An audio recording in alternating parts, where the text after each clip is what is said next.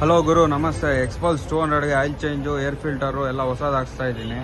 Major service ಮಾಡಿಸ್ತಾ ಇದ್ದೀನಿ, ಯಾಕಂದರೆ ಟ್ರಿಪ್ ಹೋಗ್ಬೇಕಲ್ಲ, ಅದಕ್ಕೆ ವಾಷಿಂಗು ಹೋಗುವಾಗ ಮಾಡಿಸ್ತೀನಿ. ನೋಡಿ ಹೆಂಗೆ ಹೋಗ್ಬಿಟ್ಟಿದೆ ಗಾಡಿ, ಫುಲ್ಲು ಗಲೀಜಾಗೋಗ್ಬಿಟ್ಟಿದೆ.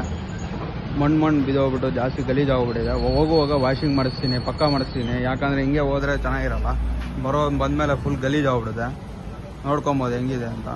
7100 ಆಯಿಲ್ ಇದು, 20W50 ಮೋಟೋಲ್ ಇದು. ನಾನು ಆಯಿಲ್ ಇದೇ ಯೂಸ್ ಮಾಡೋದು, ಯಾಕಂದ್ರೆ ಜಾಸ್ತಿ ಲಾಂಗ್ ರೈಡ್ ಹೋದ್ರೂ ಹೀಟ್ ಇಶ್ಯೂ ಬರಲ್ಲ, ಚೆನ್ನಾಗಿರುತ್ತೆ, ಪರ್ಫಾರ್ಮೆನ್ಸ್ ಚೆನ್ನಾಗಿ ಬರುತ್ತೆ, ಇಂಜನ್ ಸ್ಮೂತ್ ಆಗಿರುತ್ತೆ.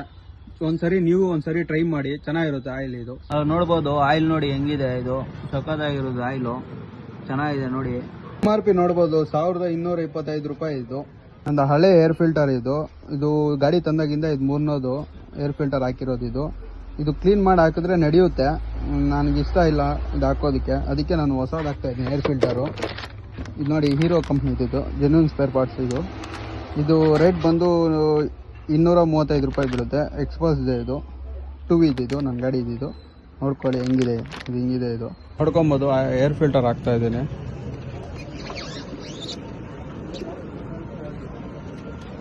ಮತ್ತು ನೀವು ನೋಡ್ಬೋದು ನಾನು ಎಷ್ಟು ಓಡಿಸಿದ್ದೀನಿ ಅಂತ, 30,362 ಓಡಿಸಿದ್ದೀನಿ. ಬಂದಾಗಿಂದ ಇಷ್ಟು ಓಡಿಸಿದ್ದೀನಿ ನಾನು. ಆಯಿಲು ಏರ್ ಫಿಲ್ಟರು ಎರಡೂ ಕಂಪ್ಲೀಟ್ ಆಗಿದೆ. ವಾಷಿಂಗು ಹೋಗುವಾಗ ಮಾಡಿಸ್ಕೊಂಡು ಹೋಗ್ತೀನಿ. ನೋಡ್ಬೋದು ಇದು ನಮ್ಮದೇ ಗ್ಯಾರೇಜ್ ಇದು. ಯಾವುದೇ ಬೈಕ್ಸ್ ಇದ್ರೂ ರೆಡಿ ಮಾಡ್ತೀವಿ, ಮತ್ತು ಮೆಕ್ಯಾನಿಕ್ ವೀಡಿಯೋನೂ ಬರುತ್ತೆ ನಮ್ಮದ್ರಲ್ಲಿ. 2 ವೀಲರ್